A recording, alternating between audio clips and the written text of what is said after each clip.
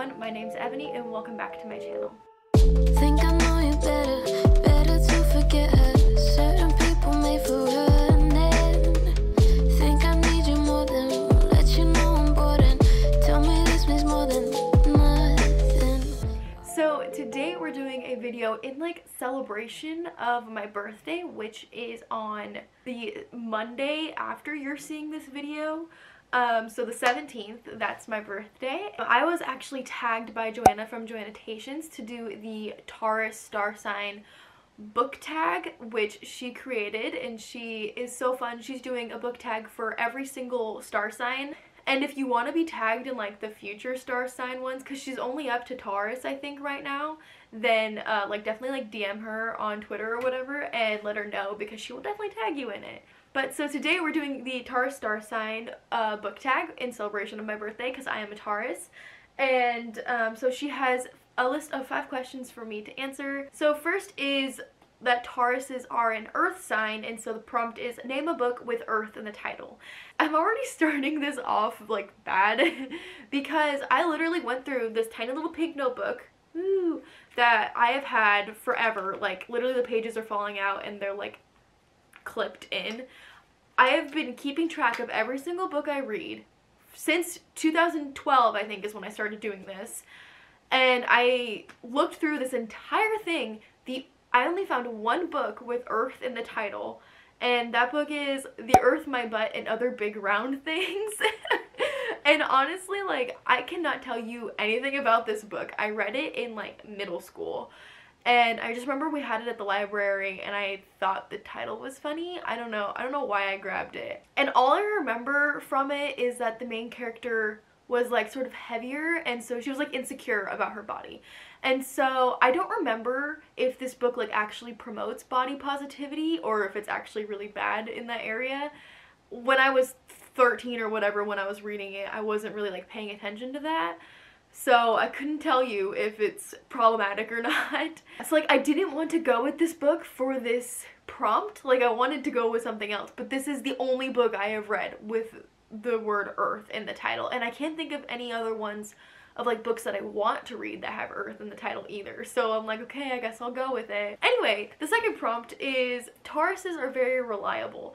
Name a reliable bestie. And for that, I'm gonna go with Jacob from the Cassidy Blake series. So this is the second book in the series, Tunnel of Bones.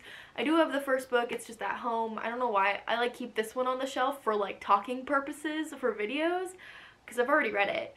I don't know why I don't just keep both here. I went with this book. There was like a lot of other books I could have chosen, but I thought this would be a fun one for this prompt because Cassidy is a girl who can see ghosts and Jacob is a ghost and he's her best friend. And I think that's really like a fun dynamic to just have like a best friend who is a ghost and like you're the only one who can see him for the most part. And so like that alone already just like adds a fun little twist to this prompt. He's also still a like fun and like genuinely he is a good best friend to Cassidy character, and I really love Jacob. He's fun. Prompt number 3 is that Taurus is ruled by Venus, and this is the planet that governs love. Name your favorite romance book. And I have a lot of favorite romances. I really enjoy romance as a genre, but I wanted to go with 5 Feet Apart by Rachel Lippincott, Mickey Daughtry, and Tobias Iconis. And also on the same note, I don't have this book, but All This Time by Rachel Lippincott and Mickey Daughtry, also a great romance. But I'm just gonna go with this one because I have it physically. If you don't know, this was a very popular book a couple years ago. Basically, it's this romance between these 2 characters who both have cystic fibrosis, and so they can't get within 6 feet of each other because, like, if they do, they can give each other their like bacteria and they can make both of them like super sick. But a romance develops between the 2 characters, and so they have to be 5 feet apart. And I don't know, I just think that that's a really fun, not fun, it's very sad, it's a very emotional romance, but like it's such an interesting storyline, like because like the romance story has been told a million times, so like I love when authors find a new creative way to talk about a romance. Like that is like what really makes a good romance for me. I really liked this one. I read it in a day. The movie adaptation was also very good as well. I just really love this story, and also this cover. Like, can we talk about this? And like I love the salmon spine, although the bookseller in me does not love that the spine and the cover do not have the same color. Like, if you know what the cover looks like in a store, you're gonna look for a spine that's like the same color as the cover, but then it's not the same color. It's honestly a really big problem at the bookstore that we think that the spine is gonna be one color when it's like the exact opposite color of the cover. It's really annoying. But for aesthetic purposes, it is really beautiful. Next is Tauruses are very committed. Name a character who is committed. And for this, I went with Anne from Truth and Beauty by Ann Patchett. So this is actually a memoir. So the people I'm going to talk about are actually real people. So Truth and Beauty is a memoir that was written by Anne, but mostly it's kind of about Lucy's life. So Anne went to college with this girl named Lucy and became best friends with her. Lucy has like a sort of like disfigured face. I think she had jaw cancer, if I remember right. Her jaw is like disfigured and she's had lots of skin grafts and like surgeries and like all this stuff. But Lucy is still a very strong person and very, I don't want to say toxic, but sometimes she can be. It's one of those people who are so strong-willed that they overlook everybody else's like feelings in search of what they're doing and what they want. And that can be good, but also it can be toxic to your friends, like put your friends in a not very good situation. And so because this book is mostly about Lucy's life, but it's told through Anne's eyes because Anne is the author, and so you sort of see like how crazy and how fun Lucy is, but then how that affects Anne and how Anne like and Lucy, like how they work together. I don't know if any of you know this like fable, but there's a fable of the ant and the grasshopper. And basically the like fable goes that the ant works diligently, puts food aside for the winter, works every day really hard, and is like setting up for the future. And the grasshopper is just like carefree, is living in the moment, that kind of thing, super fun and outgoing, but not like prepared in any way. And so then like when the winter comes, the grasshopper feeds off of the ant's food supply.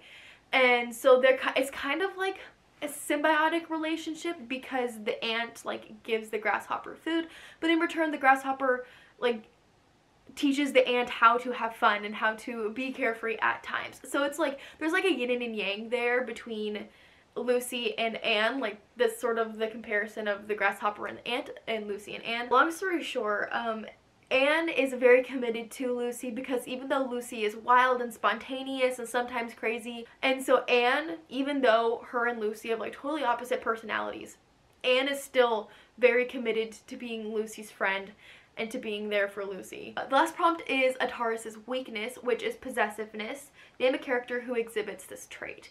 And for this prompt, I'm gonna go with Rogerson from Dreamland by Sarah Dessen. So it's been a long time since I read this book. I'm pretty sure I read it in like 2015.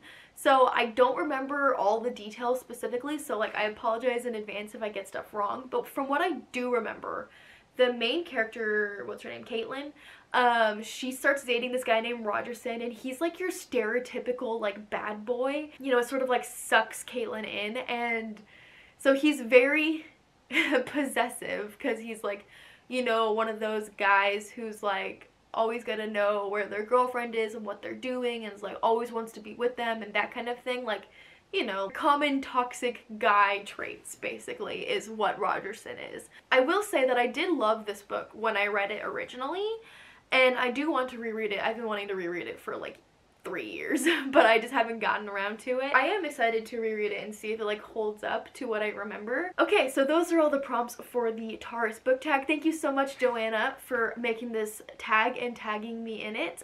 If any of you who are Tauruses want to do this tag, and honestly, like if you're not a Taurus, you could probably do it too, just to have fun prompts to do, feel free. So I am gonna tag Nicole from Nicole Reads because she is a Taurus. I had to like check via Twitter and then like Google where the deadline is for Tauruses because I don't really remember. But Nicole is a Taurus, and so Nicole, I'm tagging you in this, even though by the time you do it, it'll probably be past your birthday, so I'm sorry about that in advance. But you're tagged, Nicole. But thank you all so much for watching this video. If you liked it, make sure you're subscribed down below so you don't miss any future videos from me. And if you want to follow me on social media, all my links are in the description box down below as always. Also, make sure to check out Joanna's original video and all of her other star sign book tags. I will tag them all down below. Thank you so much for watching, and I'll see you in my next video. Bye!